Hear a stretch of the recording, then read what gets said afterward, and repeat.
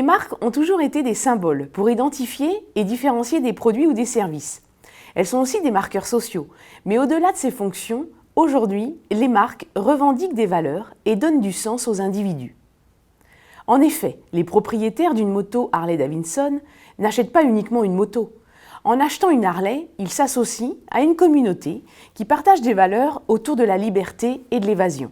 Mais les marques ne donnent pas du sens uniquement aux consommateurs, mais aussi aux employés, à l'intérieur de l'entreprise. Pour les collaborateurs, la marque représente un fil rouge. Elle permet de donner du sens à leur action et permet de les fédérer autour d'un même combat.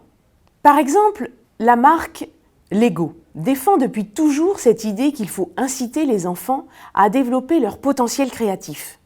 Tous les salariés sont tournés vers cette mission et revendiquent les valeurs de l'innovation et de la créativité. Ils sont fiers de travailler pour Lego et certains, même, s'identifient totalement à la marque. À partir de là, on comprend bien qu'une marque forte, ce n'est pas nécessairement une marque avec des parts de marché ou une notoriété internationale élevée. Une marque forte, c'est une marque qui revendique des valeurs et donne du sens à la fois aux consommateurs et aux collaborateurs de l'entreprise. Cela peut être une marque locale, une marque publique ou encore associative, comme par exemple les marques Le Slip Français, Brescola en Bretagne, ou la marque de l'association d'aide humanitaire La Croix-Rouge. Alors, aujourd'hui, une question centrale dans le management de la marque, c'est comment construire des marques qui donnent du sens et qui deviennent un levier de croissance pour les entreprises. Une recherche en cours au sein de la chaire Marques et Valeurs de l'IAE de Paris est riche d'enseignements. Et ici, nous avons sélectionné 2 recherches qui éclairent tout à fait le débat. Alors tout d'abord, en interne. La question qui se pose, c'est comment faire vivre les valeurs de la marque à l'intérieur de l'entreprise. Ici, ce qui va être important, c'est la capacité d'incarner les valeurs de la marque dans les comportements des employés et dans l'offre produit de la marque.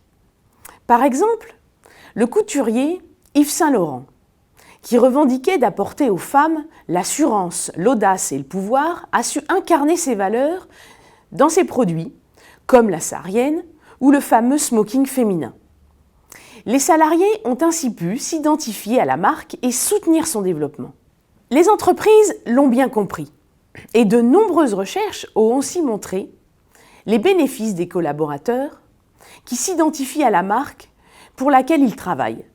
Ils sont plus engagés, défendent la marque à l'intérieur et à l'extérieur de l'entreprise. Ils deviennent aussi des ambassadeurs de la marque auprès des clients. Toutefois, dans une recherche publiée dans la revue Journal of Business Research avec Michaela Merck de Schema, nous révélons les limites de cette quête des collaborateurs passionnés par la marque. Nous avons interrogé des managers, des vendeurs et des clients dans 17 maisons de luxe. Au total, sur la base d'une 40aine d'entretiens, nous montrons que les vendeurs identifiés à la marque ont une certaine résistance au changement. Ils ont du mal à accepter les évolutions qui sont pourtant nécessaires à la marque pour qu'elle puisse rester dans l'air du temps. En fait, leur passion pour la marque les amène même à déformer l'histoire de la marque. Donc certes, les vendeurs qui s'identifient à la marque en sont des porte-parole, mais le plus dangereux est qu'ils peuvent générer des sentiments d'insatisfaction auprès des clients. D'une part, les clients qui ont une certaine expertise produit n'apprécient pas la mise en avant de l'histoire de la marque. Et d'autre part, les consommateurs très attachés à la marque ne supportent pas les vendeurs passionnés qui peuvent s'immiscer dans leur relation avec la marque qu'ils veulent exclusive. Donc cette recherche est riche d'enseignements pour les maisons de luxe, mais aussi pour les entreprises d'autres secteurs. En montrant les dangers de l'identification des vendeurs à la marque, cette recherche remet en cause les pratiques actuelles de certaines entreprises qui recrutent les vendeurs selon leur passion pour la marque. Ce type de démarche, en effet, néglige l'orientation client. Donc, pour créer du sens, il faut donc un retour à l'équilibre entre l'orientation marque et l'orientation client, à la fois dans le recrutement et la formation des vendeurs. Donc concrètement, les entreprises doivent s'assurer que les vendeurs revendiquent les valeurs de la marque tout en restant attentifs aux clients, mais inversement, les vendeurs doivent aussi prendre en compte les attentes des clients sans trahir les valeurs de la marque. Maintenant, du point de vue du consommateur, on sait qu'aujourd'hui, les individus sont en quête de sens. Et certaines études affirment même qu'ils plébiscitent de plus en plus les marques qui incarnent des valeurs. Une recherche en cours, au sein de la chaire Marques et Valeurs de l'IAE de Paris, est riche d'enseignements car elle permet de mieux comprendre comment les consommateurs appréhendent les valeurs proclamées par les marques. Nous avons réalisé une étude auprès de 2000 personnes en France et 2000 personnes aux États-Unis. Notre objectif était de mieux comprendre le lien entre les valeurs des individus et les valeurs des marques. Nous pensions que les personnes allaient préférer les marques qui proclament leurs propres valeurs.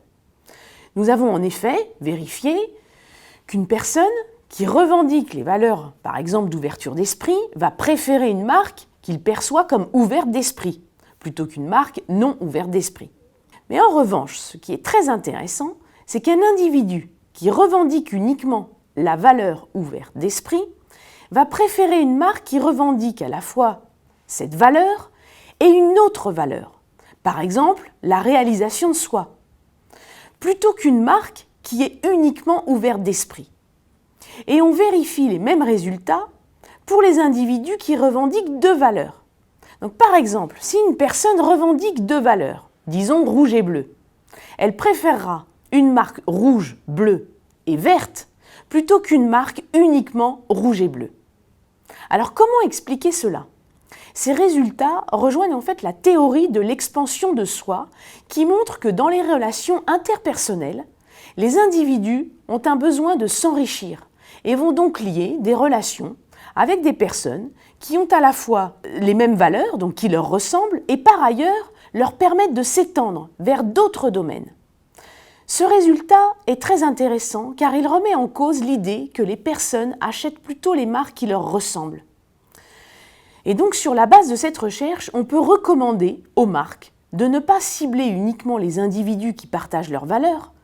Les marques peuvent élargir en fait leur cible de communication, et notamment sur les réseaux sociaux. Au lieu de cibler les personnes selon leur centre d'intérêt du moment, les marques devraient cibler aussi des personnes éloignées de leur univers. Et de plus, ces consommateurs seraient, sur le long terme, plus fidèles aux marques qui leur permettent de les ouvrir à de nouveaux univers.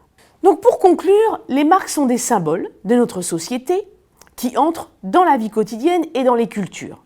Nous avons voulu ici apporter des éléments pour mieux comprendre comment faire vivre les marques en interne, dans les organisations, et pour mieux comprendre comment les marques doivent communiquer sur leurs valeurs auprès de leur public.